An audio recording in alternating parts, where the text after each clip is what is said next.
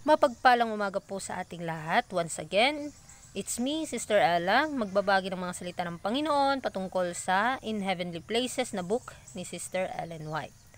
It's February 22, entitled Partakers of the Divine Nature. Kinakailangan mga kapatid na tayo ay maging kabahagi ng banal na kalikasan ng Panginoon.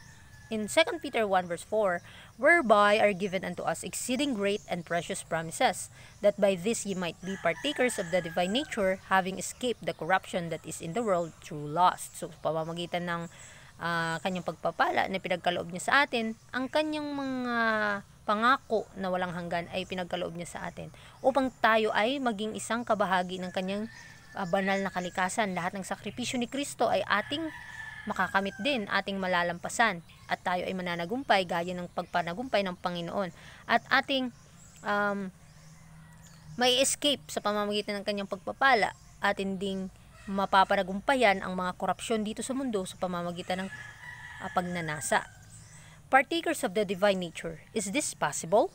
Of ourselves we can do no good thing. How then can we be partakers of the divine nature? By coming to Christ just as we are, needy, helpless, dependent. Ang pagiging kabahagi ng banal na kalikasan ng Panginoon, posible ba na atin tumaangkin? Mga kapatid, sa ating mga sarili, it's not, or this is very impossible mga kapatid. Hindi natin ito magagawa sa ating sariling kakayahan. Wala tayong mga mabubuting gawa na nagawa. Bagkus, paano ba natin makakamit ang pagiging kamanggagawa ni Kristo? O paano natin makakamit na maging isa tayong kabahagi ng kanyang banal na kalikasan?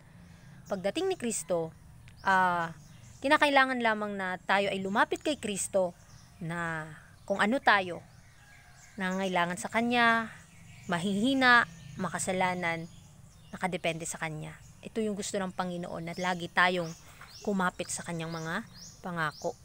He died to make it possible for us to be partakers of the divine nature. He took humanity upon Himself that He might reach humanity. With the golden chain of His matchless love, He has bound us to the throne of God. We are to have power to overcome as He overcame. So, mapapatunayan ni Kristo sa kanyang sarili, at higit sa lahat sa atin din. Namatay siya posible para sa atin na makamit yung kanyang kabanalan, ang kanyang karakter mga kapatid. Maaangkin natin ito sa pamamagitan sa laging makikipagkonektado sa Kanya, sa pagbabasa at pagpapanalangin. Kapag nasanay na tayo sa mga gawaing ito, hindi natin napapansin sa ating sarili na pinapabanal tayo ng Panginoon. Ito yung purpose ng Panginoon, dahil kinuha niya ang ating kalikasan upang ang kanyang kalikasan o ang kanyang kabanalan ay mapasa atin. At sa pamamagitan ng kanyang walang hanggang pag-ibig, ay tayo ay binigyan ng kalayaan mula sa kasalanan, at tayo ay magiging katanggap-tanggap sa trono ng Diyos para magkaroon ng kapangyarihan para managumpay gaya ng kanyang pagpapanagumpay. To all He gives the invitation, come unto me, take my yoke upon you, and learn of me, for I am meek and lowly in heart, and ye shall find rest unto your souls. Ito yung invitasyon para sa lahat, na kinakailangan namang na lumapit tayo sa Kanya, at pasanin ang kanyang pamatok. Dahil ang pamatok ng Panginoon mga kapatid, kapag may pagmamahal, hindi po ito mabigat. Dahil nga, si Kristo ang nanagumpay. Siya na ang nagpasa ng pinakamabigat na pagsubok natin.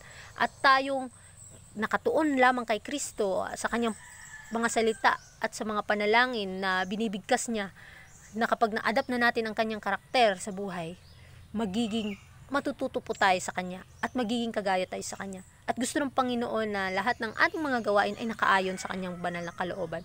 Magiging isa po tayong kagaya ni Kristo, na may mapagpakumbabang puso at mahinahon. At makakatanggap din po tayo ng kapahingahan. We have a part to act in this work. Let none think that men and women are going to be taken to heaven without engaging the struggle here below. We have a battle to fight, a victory to gain. God says to us, work out your own salvation. How? With fear and trembling. So, lahat ng gustong makamit ang kaligtasan, kinakailangan merong struggle, merong pagsisikap na makakamit dito pa lang sa mundo. Kung paano natin pakikitunguhan ang mga taong hindi naman maganda yung pakikitungo sa atin. So, kinakailangan tayo buno. We have a battle to fight mga kapatid, at a victory to gain. At ang Diyos ay nagsasabi na kinakailangan nating kilusin at gawin ang ating sariling kaligtasan. Papaano? sa pamamagitan ng takot at panginginig. Kapag ka may takot at panginginig ka dahil gusto mo makamit ang kaligtasan, mga kapatid, pagsisikapan mo ito kahit sa sarili mo ay hindi mo magagawa, ngunit sa pangalan ni Jesus magagawa mo. Dahil ito yung pangako niya sa atin. Bawat isa sa atin merong parte sa gawain ito. Kinakailangan lamang na tayo ay makipag-ugnayan sa Kanya upang magawa natin ang mga bagay na naaayon sa Kanyang kalooban. For it is God which worketh in you, both to will and to do of His good pleasure. Good works and man works, God works and man works, thus only can we be partakers of the divine nature. So mapapansin din natin dito na gumagawa at kumikilos ang Diyos sa Kanyang kalooban at kalooban din natin kapag tayo ay atin ang isinurrender sa Kanya ang ating buhay, ang ating mga gusto ay nasa kagustuhan na rin ng Panginoon. Tayo ay makakagawa ng mga malalaki at pinaka the best na bagay dahil pinapayagan natin sa ating buhay na kumilos ang Panginoon. Dahil ang gawain ng Diyos at ang gawain ng tao kapag nagkasundo ito, kapag nakikipag-cooperate ang tao sa Diyos, ay magiging isang epektibo ito na magiging isa tayong kabahagi ng Kanyang banal na kalikasan, which is lahat ng mga pagsubok ni Kristo, kung atin itong madadaanan, tayo ay mananagumpay sa mga huling araw. Here is the consistency of true religion. We are to be laborers together with God, working in harmony with Him. Ye are God's husbandry, ye are God's building. Tayo ay mga kamanggagawa ng Panginoon. Kinakailangan maging consistent po tayo sa tunay na relihiyon kung sino ang Diyos nating pinaglilingkuran upang ang mga taong nakakita sa atin makilala nila ang Diyos na ating sinasamba dahil tayo ay mga Kanyang mga tagasunod. Kinakailangan maging isa tayong aware, mga kapatid, sa ating mga salita, sa ating pag-iisip, sa ating mga gawa upang maging karapat-dapat tayo sa Kanyang banal na harapan. This figure represents human character, which is to be wrought upon point by point. Each day God works on His building to perfect the structure, that it may become a holy temple for Him. Tayo, mga kapatid, ay nire-representahan ng karakter ni Kristo, na kung saan ang karakter ng tao kapag nakaugnay kay Kristo ay magiging isa tayong kabahagi ng ating Panginoon.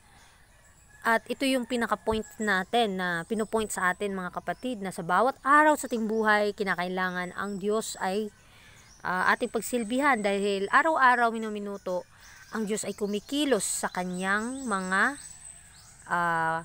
iglesia, sa Kanyang bayan, which is upang maging perpekto ang pagkikipagdisenyo dito, dinisign tayo ng Panginoon para sa Kanyang gawain.